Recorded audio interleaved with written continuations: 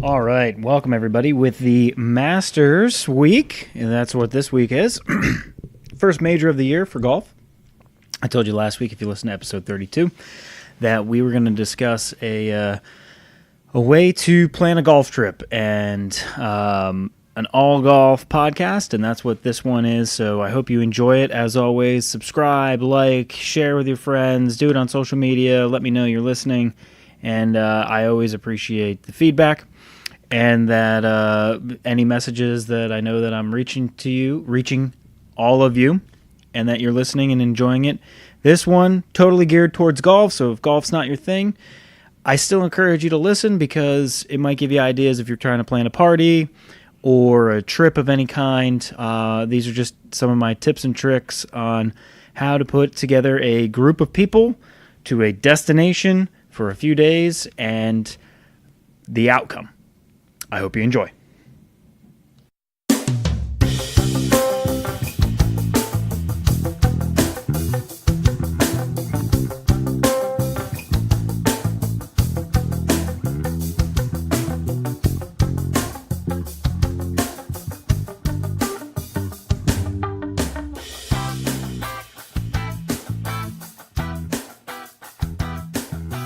Welcome to 2 Cents Worth, episode 33. This is your host, Ryan DeFaber. As always, I was thinking about it as I was coming on to press record here and I mentioned it. Man, this is a long time ago. I think it might have even been episode 1.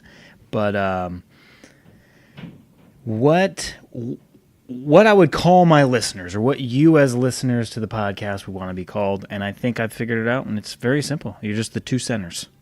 That's it. Not 2 centers, as in like 2 centers in basketball. That's not it, but 2 cents worth. My listeners are the 2 centers.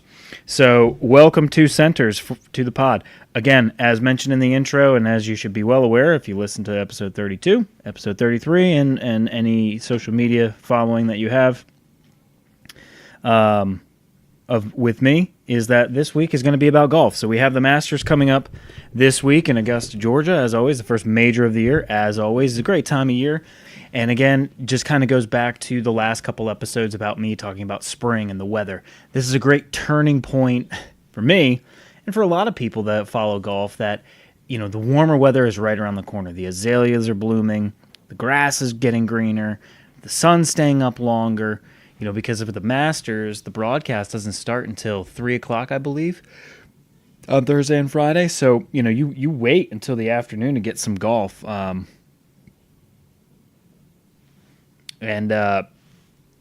it's because the days are longer and, the sun is up. So you always yearn for the Masters broadcast to start. And the Golf Channel does a good job. It's live at the Masters, but they don't show much golf, obviously, because they don't have the broadcasting rights for it. So ESPN does Thursday and Friday, CBS Saturday and Sunday, Jim Nantz, hello friends, the whole welcome to it. Hold on one second. About the Masters, and that's what a lot of us, for me especially, kind of attribute the start of spring to the Masters tournament, because it's usually the first or second week of April. And again, flowers are starting to come into bloom, green, it's spring, it's time, and it's the first major of the year. A lot of people used to say before the wraparound season in golf that this was really the start of the golf season.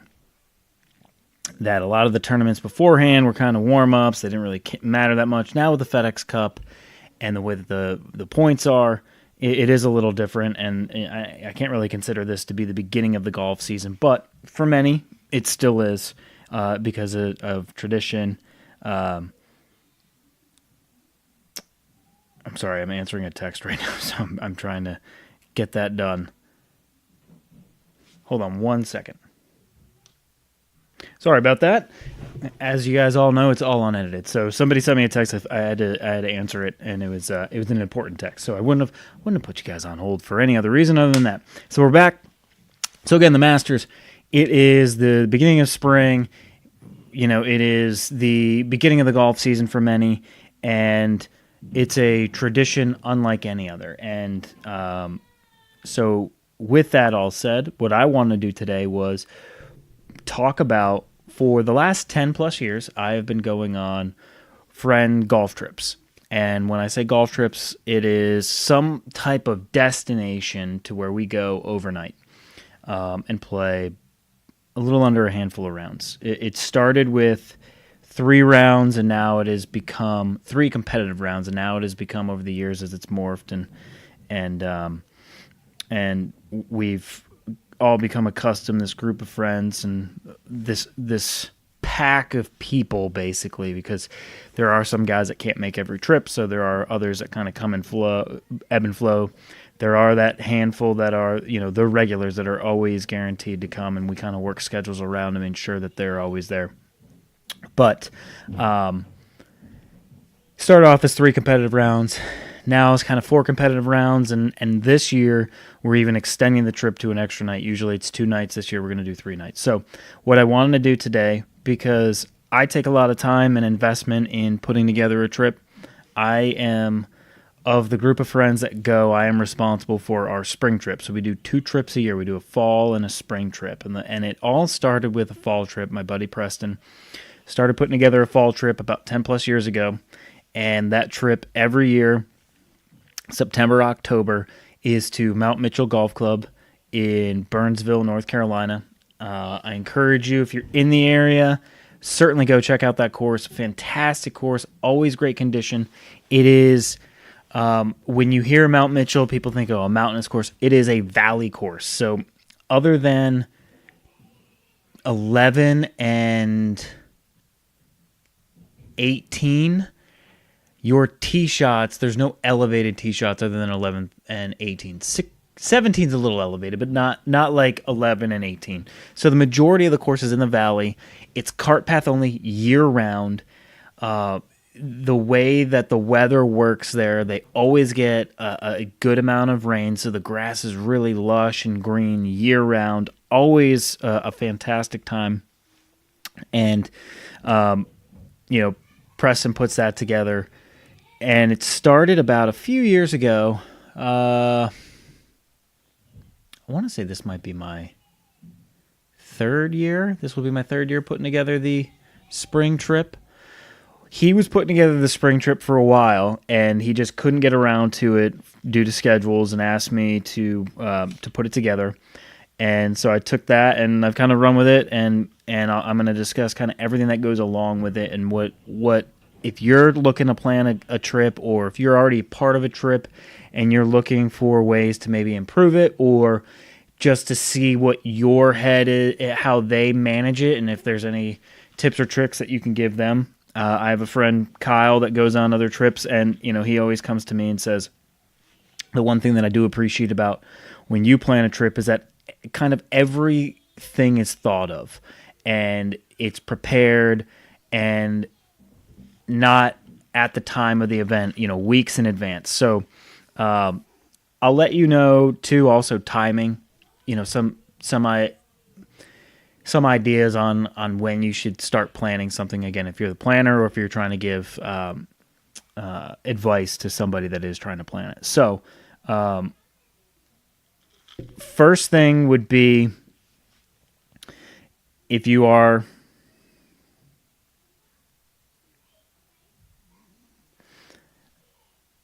I'm sorry, the same person's texting me again.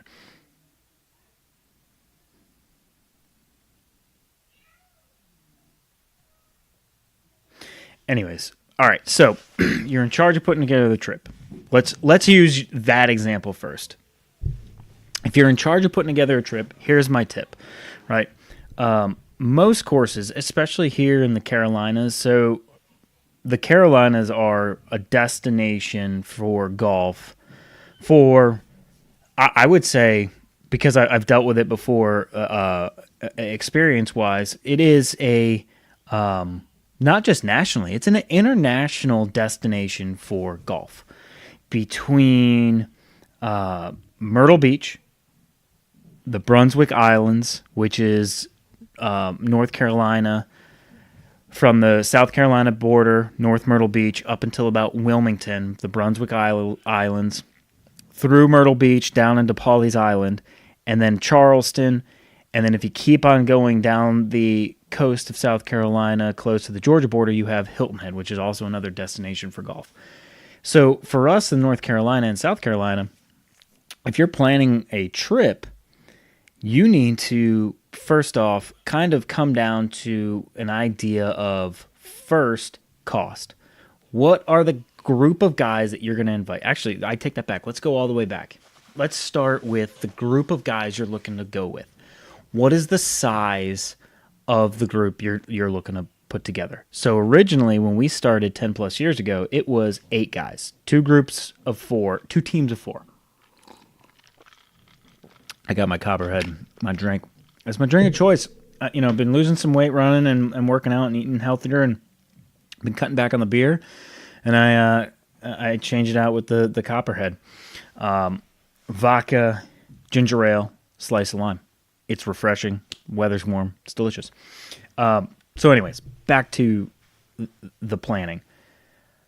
Find the group of guys that you feel are going to go. What size is it that you're looking to accommodate?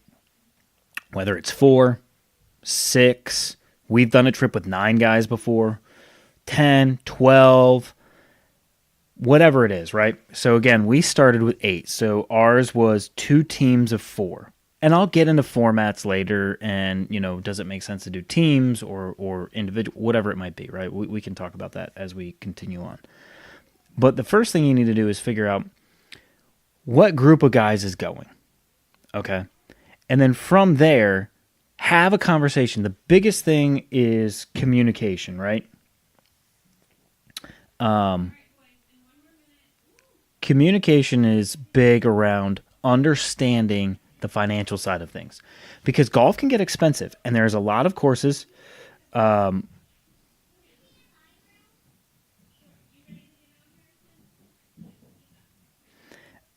You need to understand what your guys are willing to spend, right? So, for us, we try and keep it under $500 all in golf lodging.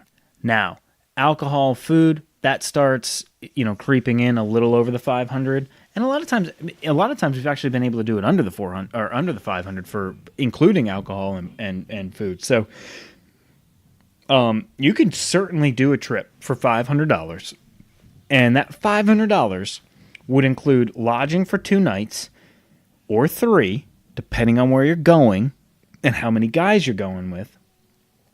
And ours always includes 4 rounds of golf. Like I said, sometimes it's only 3 rounds that are competitive.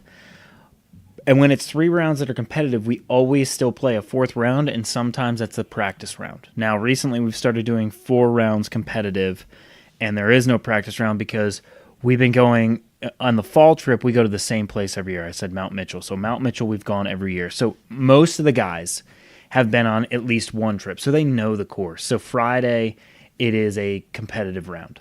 And the only time it's not is when, there's a handful of guys or so that haven't played the course before, and they do need to kind of learn the ins and outs, and it's not fair to them compared to everybody else that knows all the intricacies of the course. So find that cost. Understand what your group of players, and I keep on saying guys, I'm sorry about that. There are plenty of golf trips for men and women. So I apologize. I'm 12 minutes into this thing, and all I've been talking about is a group of guys. That's not true at all. There are plenty of people that do women's trips as well, so I apologize about that. So find out the cost that your group is comfortable spending, right? And from there, that's when you can narrow down courses. What courses do you want to try and get a cost from? Because each course will give you an estimate, or not an estimate, a breakdown of what it will cost for you to go and play X amount of rounds during X amount of days and on what dates, right? So our trips are always Friday through Sunday. This year, for the spring trip that we have coming up, we're going to do Thursday through Sunday. Thursday's a travel day for everybody because now the group is expanded into multiple states. We have North Carolina, South Carolina, Florida. So we're going to use Thursday as a travel day.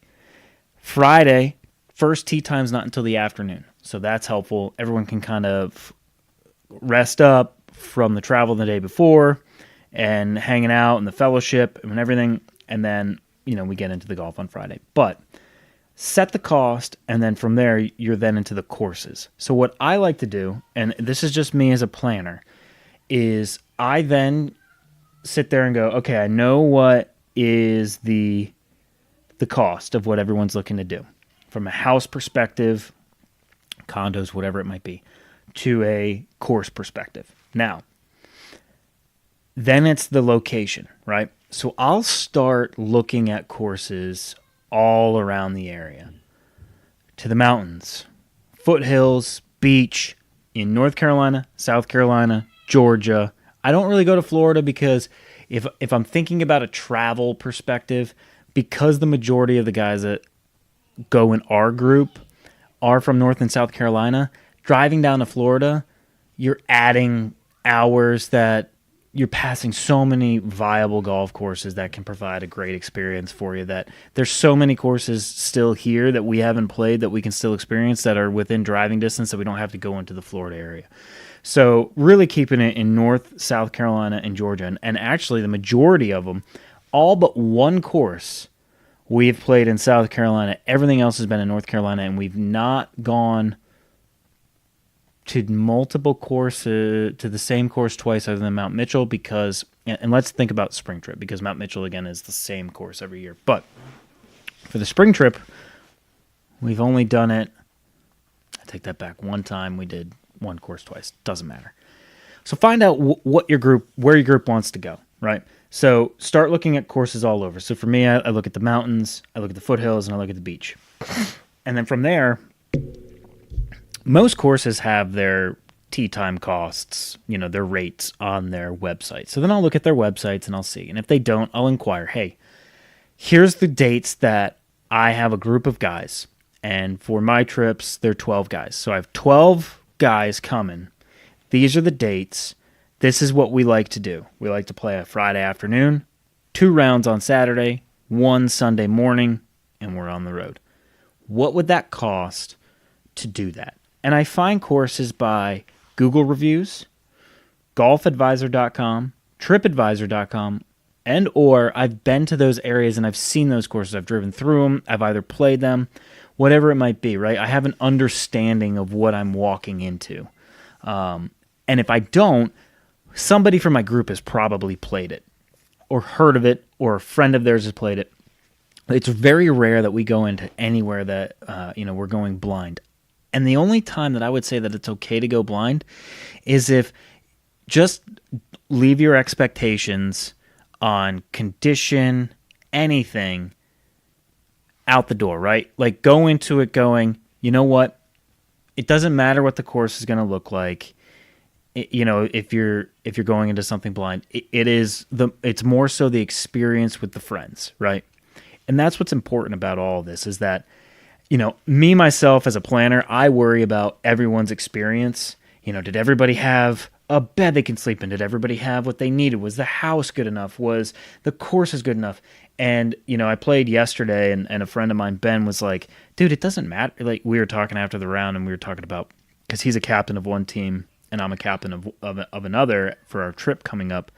And he's like, listen, man, he's like, whatever the reviews are here recently, he's like, it can't be any worse than what we're playing right now, because we're still in kind of winter golf. Like, a lot of the courses around here are Bermuda, and the Bermuda grass hasn't really grown in yet. So a lot of it is tight lies, it's dried out, it's brown.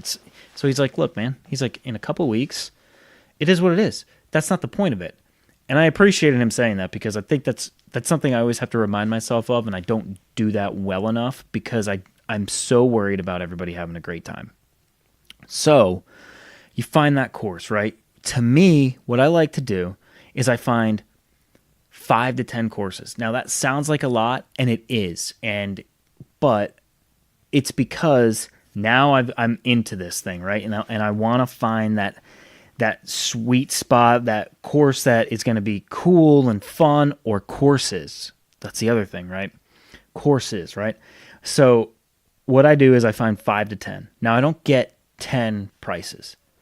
From there, I kind of look at it and I take those 10 courses, and if they don't have lodging, or I do vrbo.com, home away, Airbnb.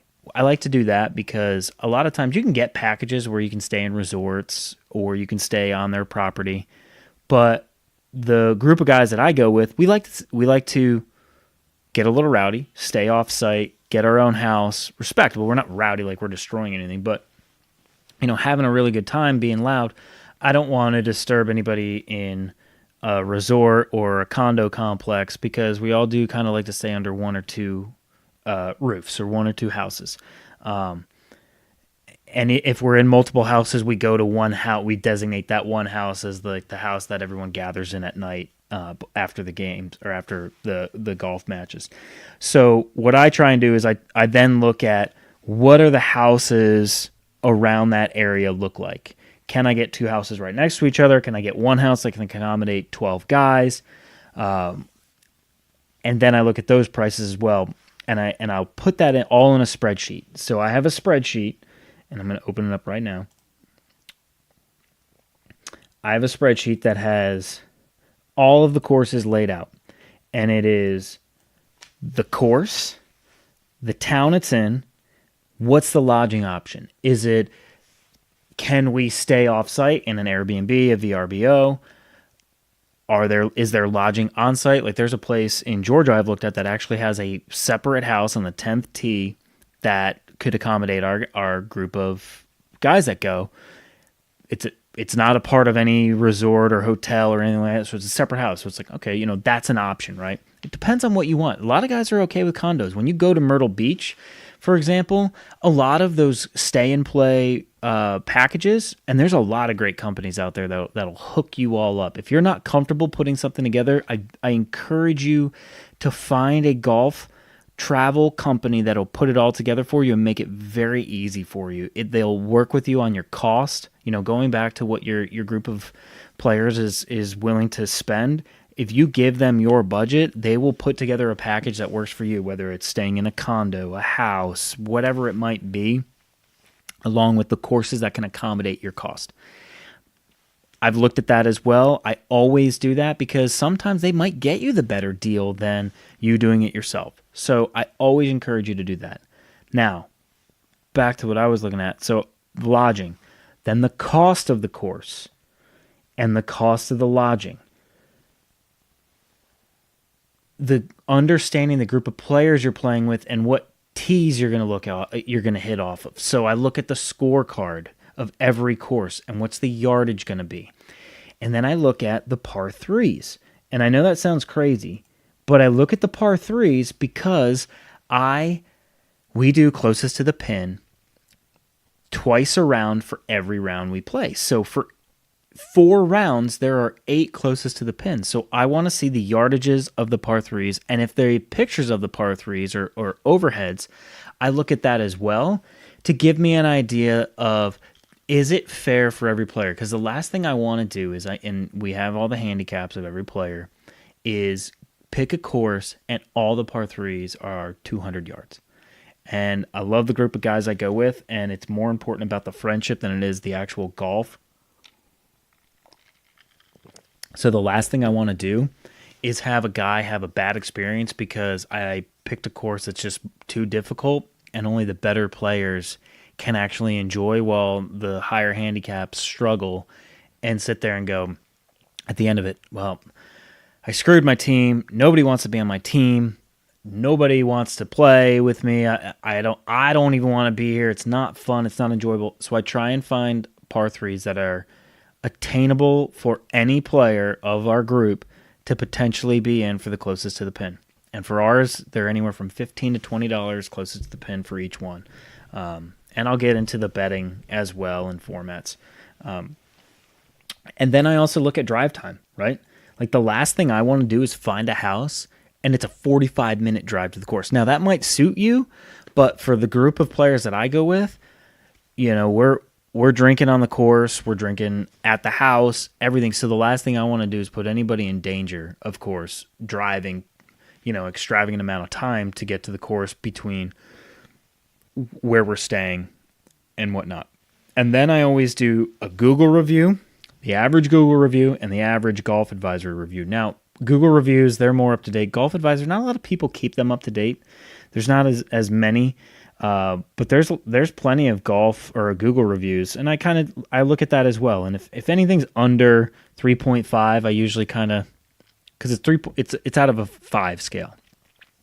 And you take reviews with a grain of salt, right? Because most people do reviews to bitch about something. Now, a lot of them will talk about how great it is, and especially in this area because those courses survive on the fact that tourism is so prevalent in those areas. So I look at it, and if anything's under the 3.5, there's something wrong with either the hospitality, the experience, the course, whatever it might be. So I look at that, and anything over 3.5, I'm good.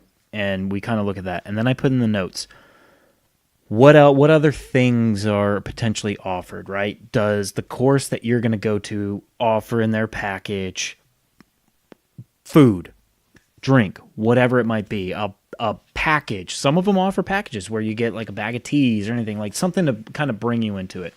So I put that all into a spreadsheet and I build out 5 to 10. And then I look at it and I have costs and everything. And I start narrowing it down. And I say, okay, all right, here are the 5 courses, or here are the 3 that I'm going to go and get pricing from. And I'll go and get pricing from them. And if they don't fall in the range, obviously I'll go back and look at some other additional courses. But usually the ones that I pick, and because I've done my research, come in the range.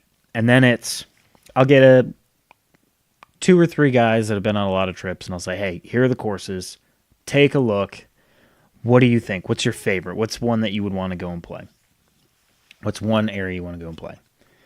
And then from there, I obviously will make the final decision, but I do get input from others that are going on the trip as well, because, again, that gets them excited about it. It gets their input. It keeps them engaged. So we pick that course, all right?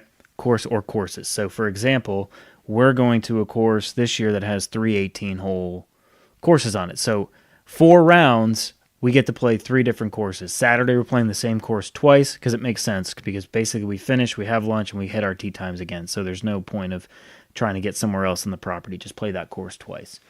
And we've done that before. I've done a trip to where we've played 4 rounds, 4 different courses, all on the same property, and it was great. And 2 courses share the same clubhouse, so it worked out perfect. We could park in the same clubhouse and play 2 different courses, and that was wonderful. That's the Big Cats down in Calabash, North Carolina, out towards Myrtle, Ocean Isle area.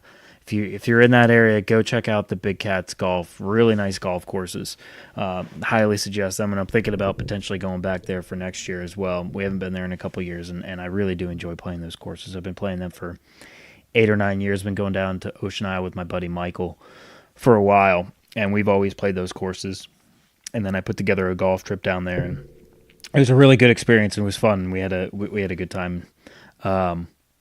So then now it's narrowed down, right? So now I've bought in, I've talked to the course, I've talked to the group there, and I've talked to my group, and I've figured out what we're going to do. They've met our accommodations, the dates, the amount of rounds that we want to play at the times, the cost, and I've now narrowed down the house as well. So the house, that's the other thing. Because you're doing Airbnb and VRBO and the amount of time that it takes, some of those houses might be gone. So I find about, in all honesty, again, I was talking about 5 to 10 houses or courses.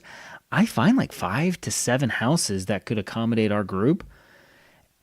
And I look at those costs as well. So now I've picked the course. So I now know what the golf is going to cost and what's included. What's now the house going to cost to still keep us in that budget, right? And some of those houses get booked up. Now, here's what I want to talk to you about timing, because it all depends really on when you want to go. So again, ours usually in spring, April or May. April and May in North and South Carolina, from a golf perspective, that is like the high season. April and May is high season for golf. So you want to ensure that you have given that course and that house, if you're not going to do lodging through the course, whatever house you're going to try and get, you've given them enough time to get what you want, right? Because what you don't want to do, and there are times where you have to settle, right? It just comes down to planning. But, and this might sound crazy to you, because it sounds crazy to a lot of people when I tell them. This past golf trip, we finally locked in a date. It's later than it normally is, so it pushed us towards the end of May. And the end of May and the beach of North Carolina, because that's where we're going this year, we're going down to the beaches of North Carolina, that is starting to get into high season, right? You're running up into Memorial Day weekend, which is basically like the kickoff of summer for a lot of those beach towns. Those houses get booked up very quickly, right? Here's what's the crazy part that everyone says, like, holy shit, like, no way. And this is the earliest I've ever done it from a booking perspective. Is that I put this whole thing together of August of last year. August and early September of last year is when all of the planning had already been put together. Everything that I've spoken about up until now had already been done. And now I was at the point of telling the course that we want to play theirs and reaching out to the house and getting it booked. And this is why I say it's important, because it's all around destination, right? I reached out to 3 houses before I was able to book the one that we're staying in for May. Late August, September. So September, October, November, December, January, February, March, April, half of May. Almost 9 months in advance, and some of those houses were already booked and booking up. So I lucked out, and as I had that conversation with the people that manage that house and actually own the house, she even told me, she was like, I appreciate your planning. She's like, you're way ahead of a lot of people. She's like, unfortunately, I have to reject a lot of people because they come to me and want to book our house, and they only do it a couple months before their trip or a couple weeks before their trip. And she's like, and of course, we're a very popular destination, so we're booked up. She's like, the fact that you reached out to me 9 months in advance basically is great. She's like, I give you kudos for that. So again, kind of know where you're going, understand. If you're cool with staying in a hotel and you're okay with booking it, kind of a week or two before, do it. I mean, that works for you too, right? Like, there's plenty of places that if you're not planning on getting a house or renting a house or getting a condo through the course, and you just want to stay in a hotel, stay in a hotel. I mean, that's easy too. Like, there's plenty of options there. But if it's a house that you're looking for, plan. And if there's certain tee times you're looking for and you want to have first grab at them, reach out. Again, like I mentioned, 9 months, this was the earliest I've ever done it. Usually I'm planning in like November for an April trip. So that still gives me 5 months, which is still ample amount of time. But at the same time, just remember, like, if you're trying to put together an experience, the longer that you have to put that together, I think the better off you're going to be. All right. So now we've narrowed down the house and the course and the timing and the planning of it. The next thing is the collection of funds, right? So the last thing you want to do as a planner is be on the hook for what ends up being, depending on the size group you have, say, for me, I'm going to use the example of 12 guys. You're on the hook for thousands of dollars, right? So the house for 12 guys could be anywhere from $100 a guy to $250 a guy. It depends, right? Golf, $200 to $300 a guy. So the last thing you want to do is be on the hook for thousands of dollars of costs. So the next thing is, being polite enough, but at the same time, firm enough to get the money that is owed to you so you don't have to carry the costs. Again, if you're the planner. Now, if you're not the planner and you're just someone that's going to it, My advice to you, as someone that does plan these trips, a very respectful thing to do. And again, not everybody has funds available immediately when someone reaches out to them. It goes back to the communication thing. Communicate to the planner that's putting the trip together when you're going to be able to pay that person. Because I'll tell you, the last thing that I want to deal with is chasing people down leading up to a trip that owe me money. Because that's not cool and it's not fun for anyone. It makes it awkward when you get there. It's just not a good situation. So be upfront with people. Look, like again, like $500 to some, it's nothing. $500 to others, that's a lot of money. And you want to be respectful to your friends because that's what it's all about, right? At the end of all of this, take the competitive side of golf out of it and what you're going to walk into. It's a friend trip, right? It's a group of friends going to have a hell of a time. Don't make it awkward because money can fuck some shit up, man. And it's not fun. It's not a good time. So get that taken care of if you're the planner. If you're a person that's coming, communicate to that person on when you can get them their funds. Because they don't want to float the money, and you don't want to be the person that's, lagging on the cash for them. All right. So now we've booked it. Now we've settled it. Here's where I get a lot of creativity around it, and I a lot of enjoyment around the leading up part of the trip. So again, like I've mentioned, I've been going to trips for 10 plus years. And I want to say it was maybe 7. Yeah, probably 7 years ago. Because I got the idea from my friend Matt Brink, who does a trip down to Myrtle every year. Actually, I think he's got this trip coming up. He always does it Masters Week, if I remember correctly, because they'll go and play Myrtle like Wednesday, Thursday, and then Friday as well. And then they'll go and watch the Masters in the afternoon. So they play a round a day. But he was putting together kind of like a little pamphlet. And I think his was a pamphlet. It was only like 1 to 5 pages of the group of guys and what was happening. So I saw that, and we were talking at work one day, and I was like, man, that's kind of cool. Like, so it had to have been 7 years ago because I met him around 7 years ago. And so I looked at all of it, and I was like, I'm going to do that for my trip coming up. And I called it the player packet. Now, you don't have to do this. This is extra. This is if you have the time. This is if you're truly trying to make this thing like a full-on planning. And it has evolved over the years. It has turned from something that was kind of silly to now I take it like really serious. Some of the guys enjoy it. Some of them get annoyed with me on how much... I don't care if you and if you're any of the people that are listening that get annoyed by it, I really could give two shits. Lighten up, because if it wasn't for the player packet, you wouldn't know half the shit that we're doing for the trip. So appreciate what I do for all of you fuckers. But some of them do get annoyed by it because it's like I make it this big deal, and I pretend like, oh man, I gotta send it to the printer, and I gotta get the printer to print it all, the printing company, and blah blah blah. So what I do is I put together a player packet. Now, what's included in the player packet?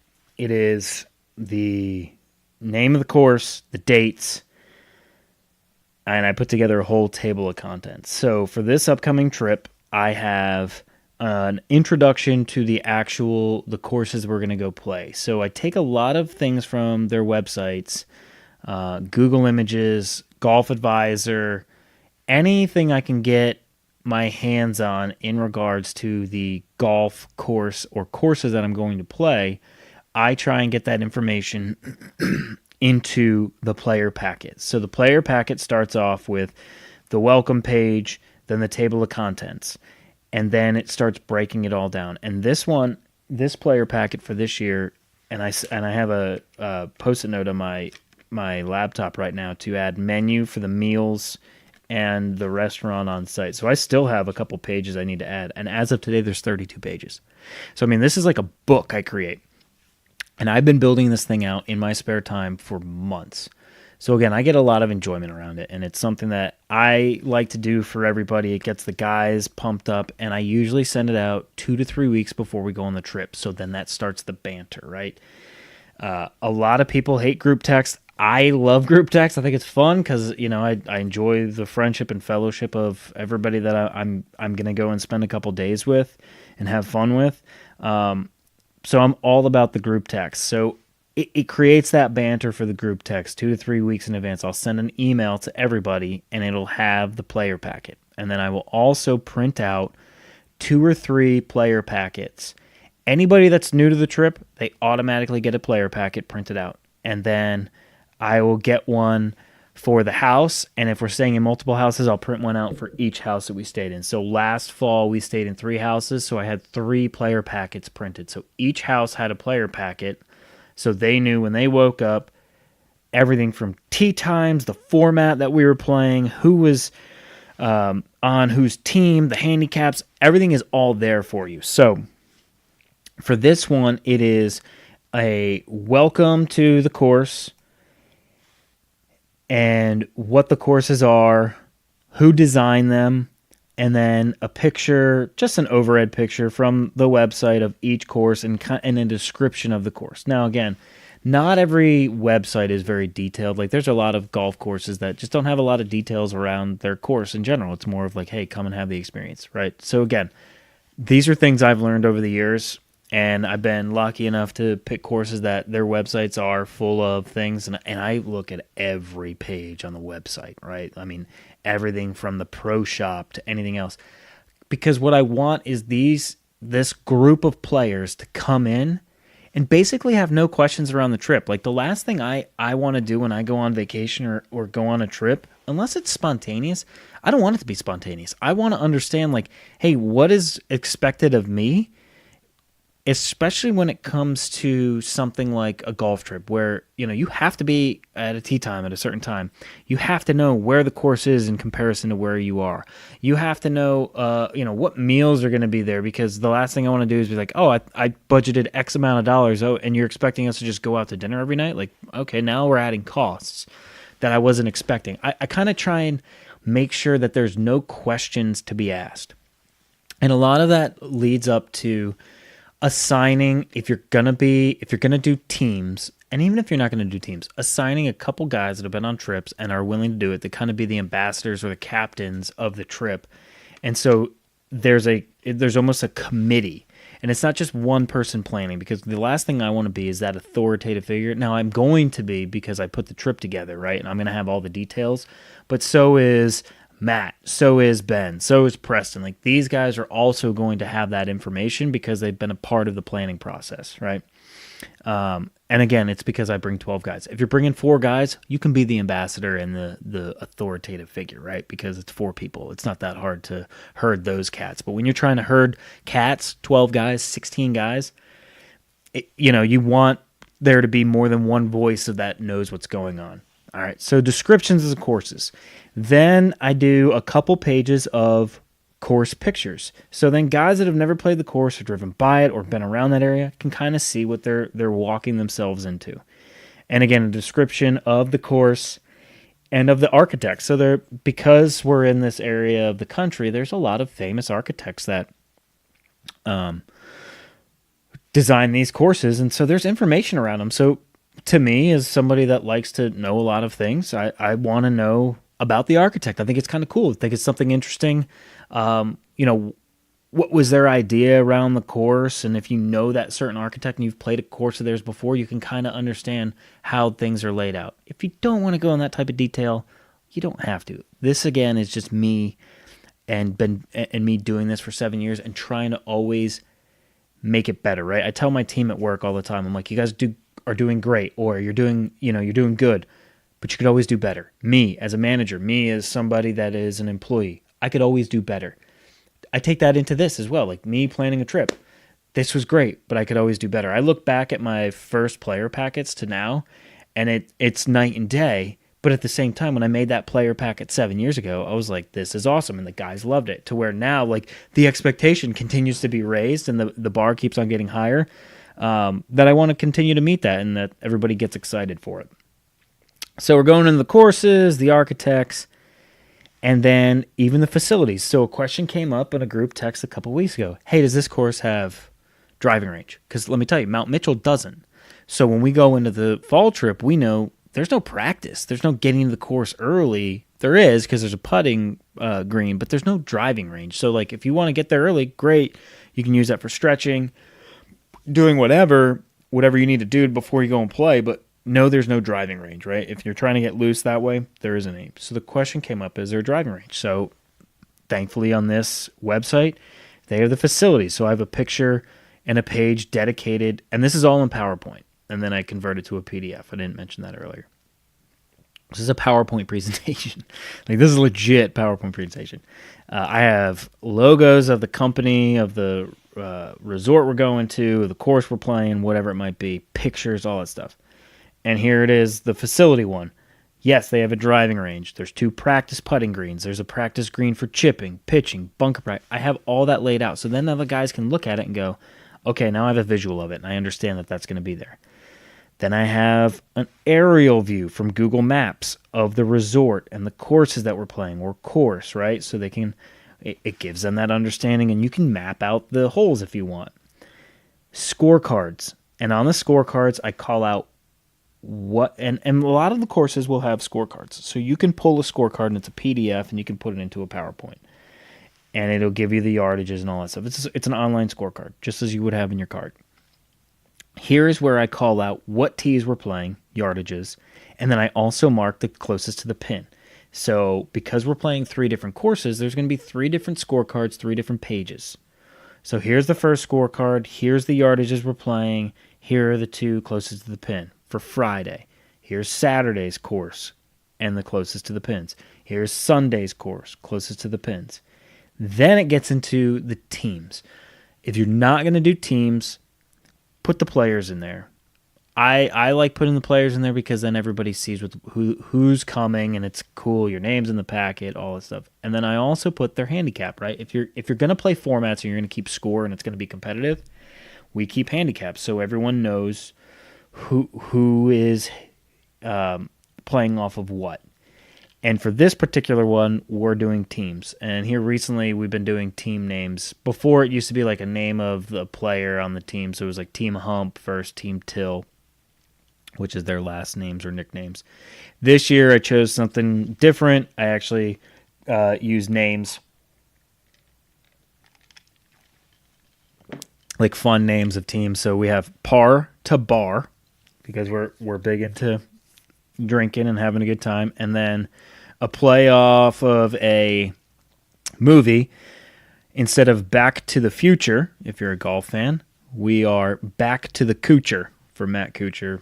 And then it lists everybody's name, who the captains are of each team, the overall team handicap, and everybody's handicap. Again, I'm talking about detail here, people. Like I mentioned earlier, it's 32 pages, so there's a lot of detail that goes into this. Tee times is next.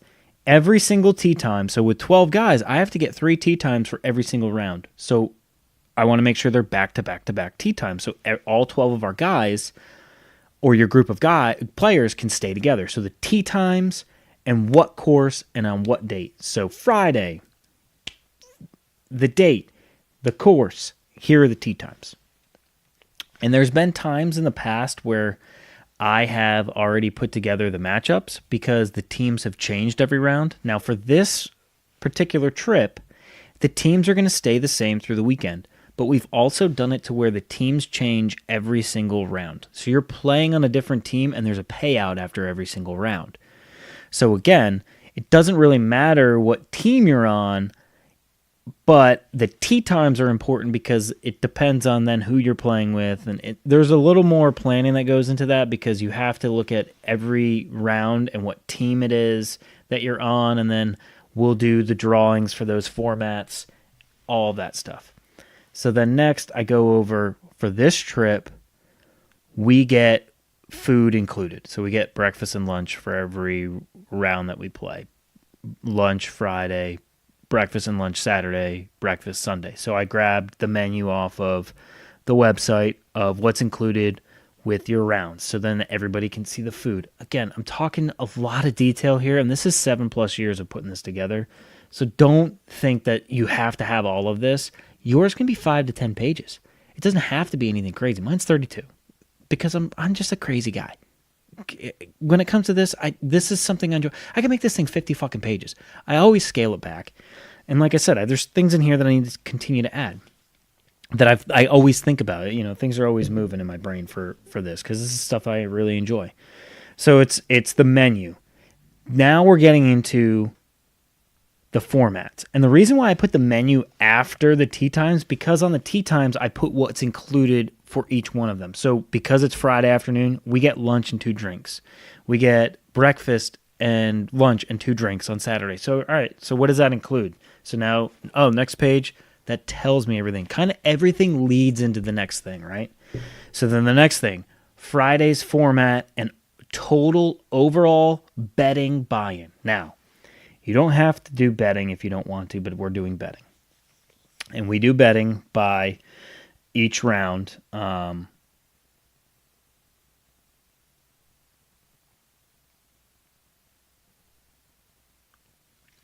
so I have to figure out a total overall buy-in that works for the payout for every single round. So for this one, 12 guys, it's $60 a guy.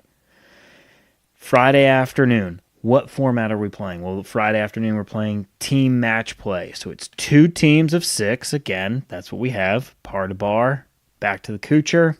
Winning team, $150. So boom, after round 1, your team gets a payout. Saturday morning, 3s is the game. Saturday afternoon, 2-man scramble or captain's choice. And again, Saturday morning, winning team, $150. Saturday afternoon, winning team, $150. So your team could do a complete sweep, or it could go back and forth. And again, it gives everybody that ability to still walk away with some type of money. Now, there's no guarantee, right? One team could just easily come in there and do a clean sweep, but by doing a payout after every round, it does give you the ability to potentially walk away with some money. If you're going to stay with 2 teams through the whole trip, this makes it as potentially even as possible. If you're going to change teams every round and you do a payout after every round, most likely everybody's going to win some money. It's rare occasions. I've had that rare occasion. It's rare occasions where you go on a trip and you don't win any money. I've gone on a trip before. I think it was a trip I put together, believe it or not, to where I have played all 4 rounds and won $0 fucking dollars. And my teams did well, but the way that the payouts worked out is that I didn't get anything, which, kind of sucked, but at the same time, it's not all about the money and the golf. It was more so about the experience and the friendship, and I'm going to continue to go back to that. But didn't win any money. 12 fucking guys go on the trip, 11 walk away with money. I was the one that didn't. What are the odds? If you know the odds, let me know. I don't know off the top of my head.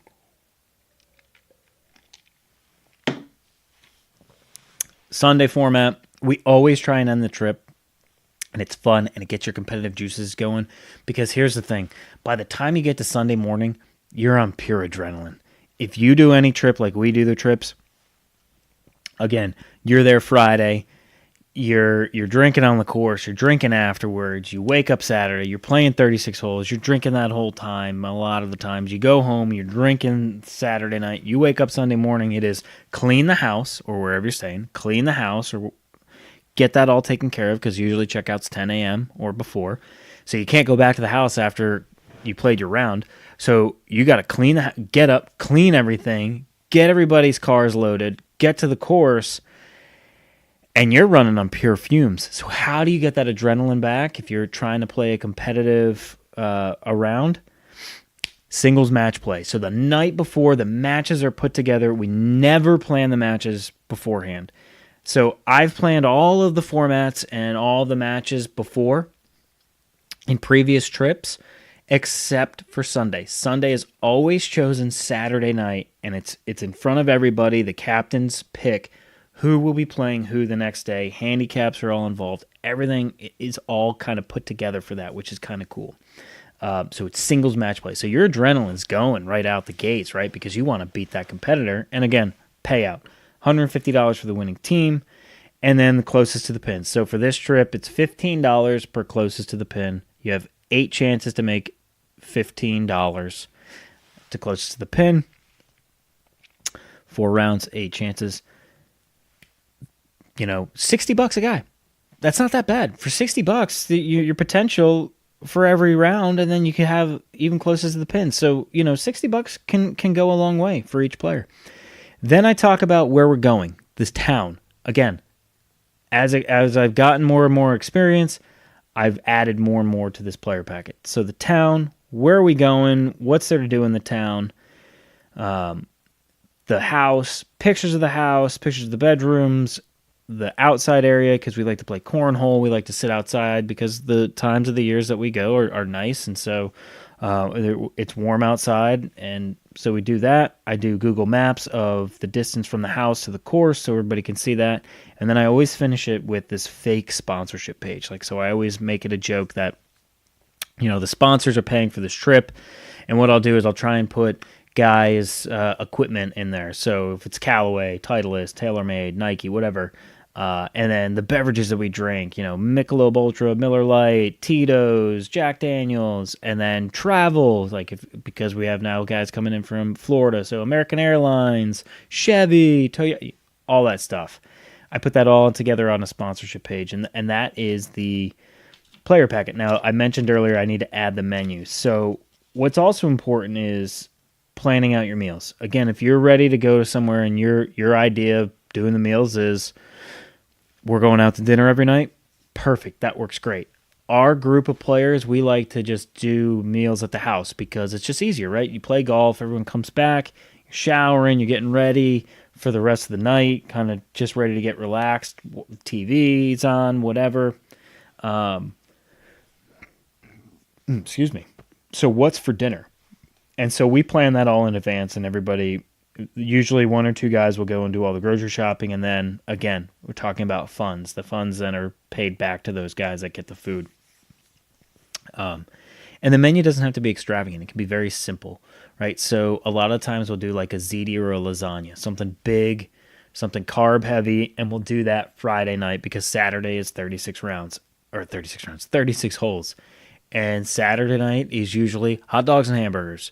Something on the grill. It's quick. It's easy. It's not hard. You can still be outside with everybody else. If you're cooking the dinner, you don't need to be inside and away from everybody. So my suggestion, plan the meals, right? If you're the planner or you're somebody that goes and you're looking to give some insight to the person that is planning, my suggestion, because the last thing you want to do is feel like you're rushed, you don't really understand what's going on when you're going into a trip, give people the detail that they want. You might not be that type of person, and that's okay, because not everybody is a planner.